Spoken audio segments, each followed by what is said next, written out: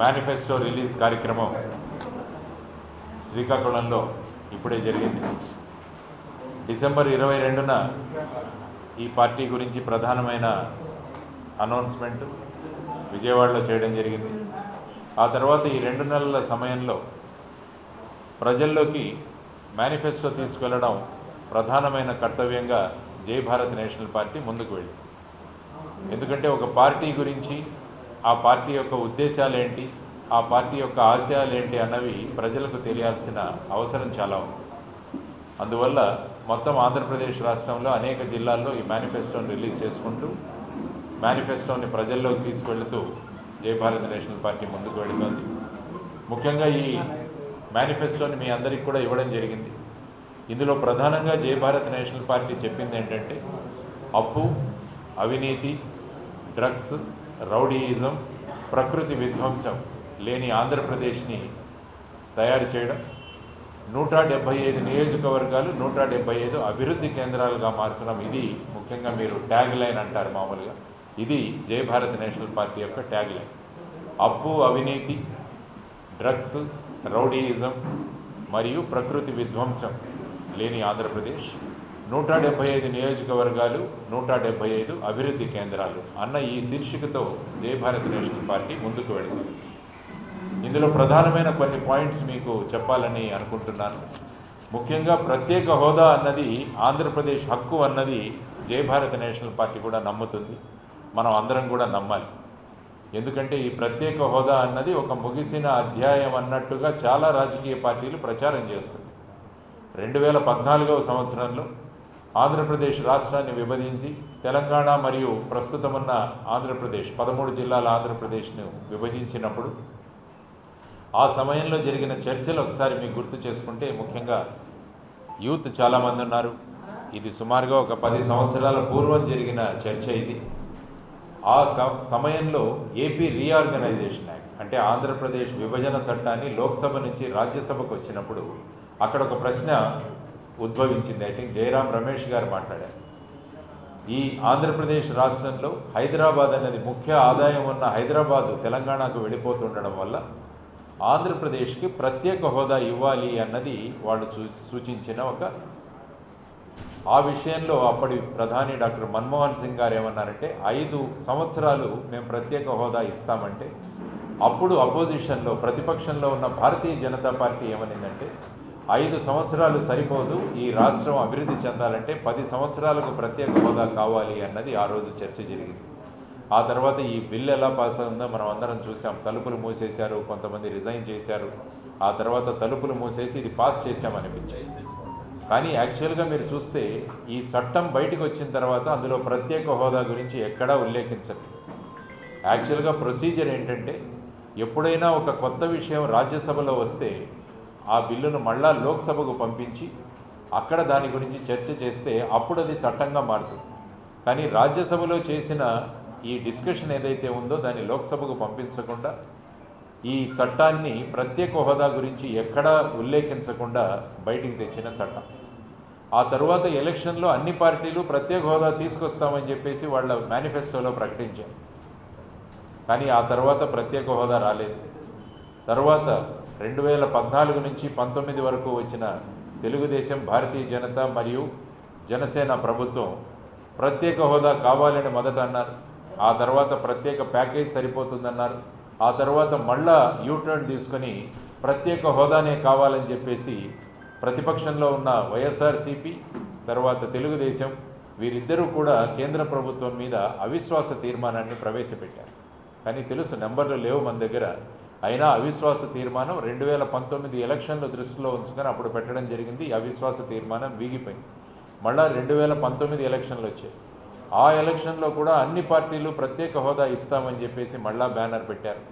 ప్రస్తుత ముఖ్యమంత్రి గారు అప్పుడు అపోజిషన్ లీడరు ఆయన ప్రచారం చేస్తున్నప్పుడు ఏమన్నారంటే ప్రజలతో, మీరు 25 మంది ఎంపీలను మాకు ఇవ్వండి, మేము కేంద్రం తలలు మెడలు వంచి మేము ప్రత్యేక హోదా తీసుకొస్తామని చెప్పారు.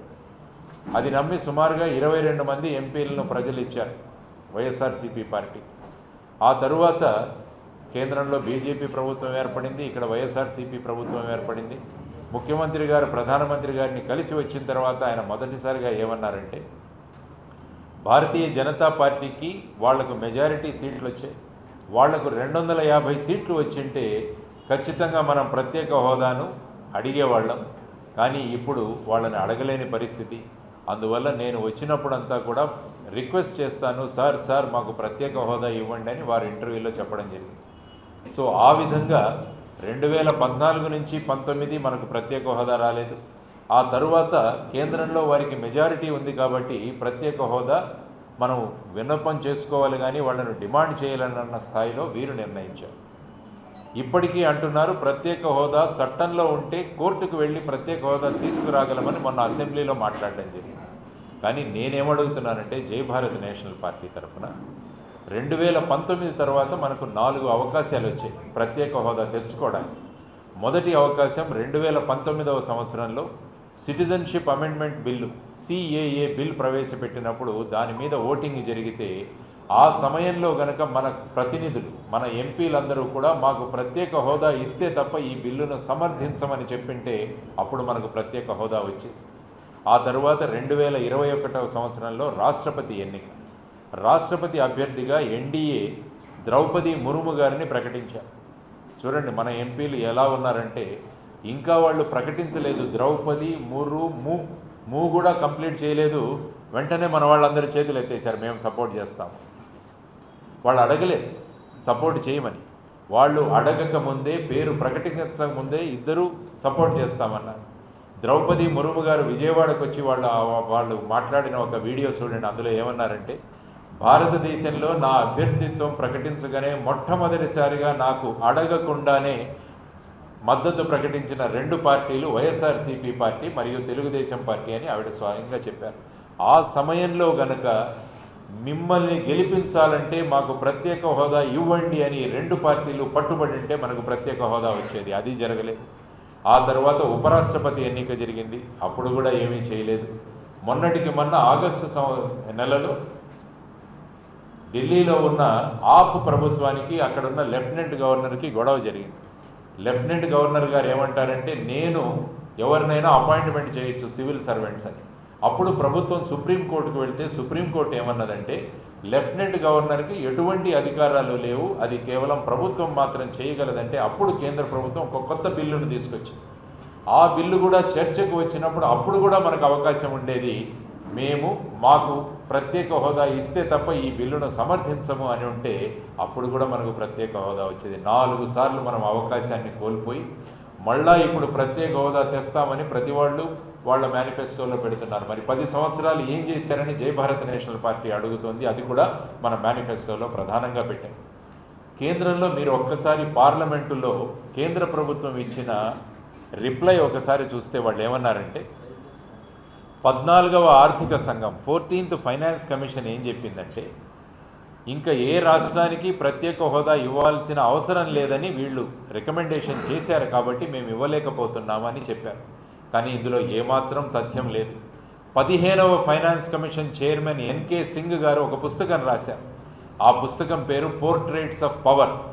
ఆ పుస్తకంలో 228వ పేజీలో ఆయన ఏం చెప్పారంటే 14వ ఆర్థిక సంఘం ఎక్కడా కూడా ప్రత్యేక హోదా ఇవ్వకూడదు అని బ్యాన్ విధించలేదు.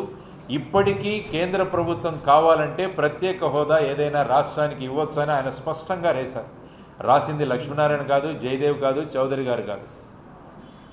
రాసింది ఎవరు? NK సింగ్. ఆయన 15వ ఫైనాన్స్ కమిషన్ చైర్మన్.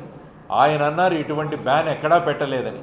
మరి మొన్న నేను ట్వీట్ చేశాను, మొన్న బడ్జెట్ సమావేశాల్లో ఎంపీలందరూ కూడా ఈ పుస్తకాన్ని కొనుక్కొని పార్లమెంట్లో గట్టిగా చదివి వినిపించండి ప్రధానమంత్రి గారికి, ఆర్థిక మంత్రి గారికి అని చెప్పారు. కానీ ఈ బ్యాన్ విధించిందని వాళ్ళు చెబుతున్నారు కదా. ఒక్కసారి మీరు పాండిచ్చేరి ఎలక్షన్లో ఒక్కసారి యూట్యూబ్ తెరిచి చూడండి. అక్కడ కేంద్ర ఆర్థిక మంత్రి గారు వచ్చి ప్రచారం చేస్తున్నప్పుడు ఏమన్నారో తెలుసా? భారతీయ జనతా పార్టీని పాండిచ్చేరిలో గనక మీరు అధికారం ఇస్తే మీకు 2 లక్షల ఉద్యోగాలు, ప్రత్యేక హోదా కలిగిన కేంద్ర పాలిత పాండిచ్చేరిని మేము ప్రకటిస్తామని చెప్పారు. మరి అప్పుడేమైంది బ్యాన్ అని జై భారత్ నేషనల్ పార్టీ ప్రశ్నిస్తోంది ఆ ప్రభుత్వాన్ని. సో ఈ విధంగా మనల్ని అమాయకులు చేసి స్వప్రయోజనాల కోసం మనల్ని వాడుకొని ఈ ప్రత్యేక హోదా విభజన హామీలను ఏమాత్రం నెరవేర్చకుండా ఈ రాష్ట్రాన్ని సుమారుగా 10-11 లక్షల కోట్ల అప్పులు చేసే విధంగా ఈ రాష్ట్రాన్ని చేసినందుకు కాబట్టి మళ్ళా ప్రత్యేక హోదా అన్నది తీసుకురావాలి, అది ప్రధానమైన శీర్షిక.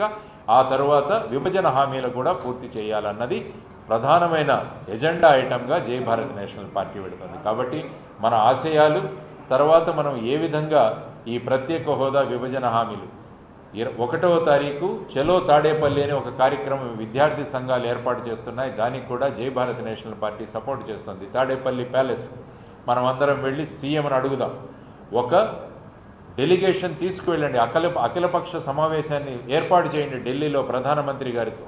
మీరు ఎందుకు ప్రత్యేక హోదా ఇవ్వట్లేదని మనం అందరం అడుగుదాం. ఎలాగైతే రైతులు సింగు బార్డర్లో కూర్చున్నామో మనం అంతా వెళ్ళి అక్కడ కూర్చుందాం. ప్రత్యేక హోదా ఇచ్చే వరకు మేము లేవమని మనం అందరం కలిసి కనుక వెళ్ళగలిగితే, తమిళనాడులో జల్లికట్టు ఎలా జరిగిందో మీరు చూశారు. జల్లికట్టును మళ్ళా తీసుకురాగలిగారు. రైతులు అక్కడ సింగు బార్డర్లో కూర్చొని 3 వ్యవసాయ చట్టాలను వెనక్కి పంపగలిగారు. ఆ తర్వాత బంగ్లాదేశ్ లాంటి దేశంలో భాషా ఉద్యమం జరిగి అక్కడ బెంగాలీని ప్రభుత్వ భాషగా తీసుకురాగలిగారు. ఇటువంటి ప్రజా ఉద్యమాలు మన ముందు ఉదాహరణలుగా ఉన్నప్పుడు మనం ఎందుకు చేయకూడదని ముఖ్యమంత్రి గారిని మేము ప్రశ్నించబోతున్నాం 1వ తారీఖు. కాబట్టి జై భారత్ నేషనల్ పార్టీ ప్రధానంగా ప్రత్యేక హోదా మరియు విభజన హామీలను పూర్తి చేయాలని చెప్పి ఈ ఎన్నికల లోపలే మనం ప్రత్యేక హోదా తీసుకురావాలని చెబుతున్నాం. ఎందుకంటే మళ్ళా మేనిఫెస్టోలో పెట్టి వీళ్ళందరూ సిద్ధం అంటారు, కదలి రండి అంటారు, మేము సిద్ధం అంటారు. దేనికి సిద్ధం? పొత్తులకు సిద్ధమా, ప్రత్యేక హోదా తీసుకురావడానికి సిద్ధమా అని జై భారత్ నేషనల్ పార్టీ అన్ని పార్టీలను ప్రశ్నిస్తోందని ఇక్కడ శ్రీకాకుళంలో చెబుతున్నాను. ఎందుకంటే ఉద్యమాలకు గడ్డ శ్రీకాకుళం కాబట్టి అటువంటి ప్రాంతం నుంచి మళ్ళా ప్రభుత్వాన్ని ప్రశ్నిస్తున్నాం. అన్ని పార్టీలను మేము అడుగుతున్నాం, ప్రత్యేక హోదా గురించి మీరు ఏం చేశామని మీరు ఈరోజు చెప్పండి. ఈరోజు తాడేపల్లి గూడెంలో తెలుగుదేశం జనసేన ఇద్దరు కలిసి పార్టీ మీటింగ్ ఉంది. ఆ మీటింగ్లో 2 నేతలను ప్రకటించమనండి, ప్రత్యేక హోదా కోసం మేమేం చేశామని చెప్పండి ప్రజలకు. సో ఆ విధంగా మాట్లాడాలని ప్రత్యేక పార్టీలను కోరుతున్నాము. ఆ విధంగా ఆ కార్యాచరణతో జై భారత్ నేషనల్ పార్టీ ముందుకు వెళుతుంది.